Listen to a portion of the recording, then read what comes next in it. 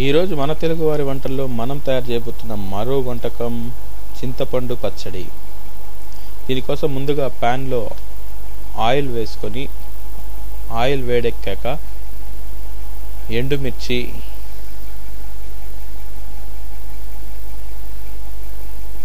వేసుకొని వాటిని వేపుకోవాలి.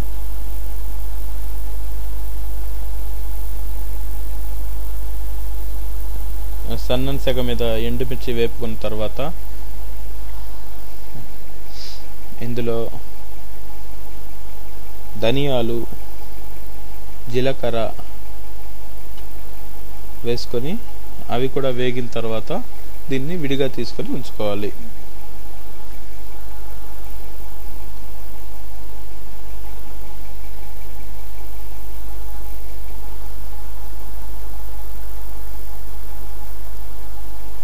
ఈ ఎండుమిర్చి మిశ్రమాన్ని మిక్సీ జార్లో తీసుకొని దాన్ని మ్యాష్ చేసుకోవాలి.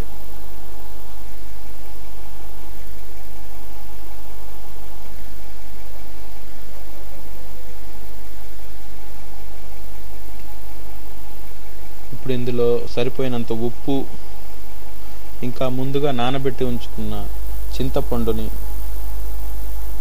కూడా వేసుకొని మ్యాష్ చేసుకోవాలి.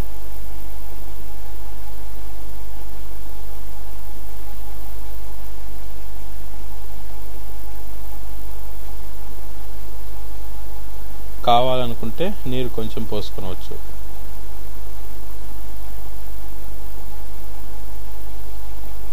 ఈ తయారైన పచ్చడిని విడిగా తీసి ఉంచుకొని ఇందులో పోపు పెట్టుకుంటే చింతపండు పచ్చడి రెడీ అవుతుంది. ఇప్పుడు పోపుకు కావాల్సిన పదార్థాలు ఏంటో చూద్దాం.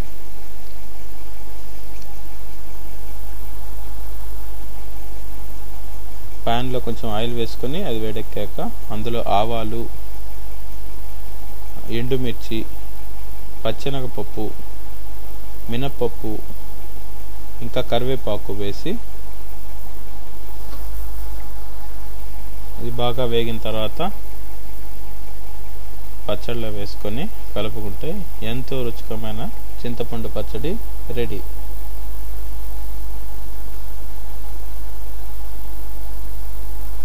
ఇది అన్నంలో కలుపుకొని తినేదానికి ఎంతో రుచిగా ఉంటుంది.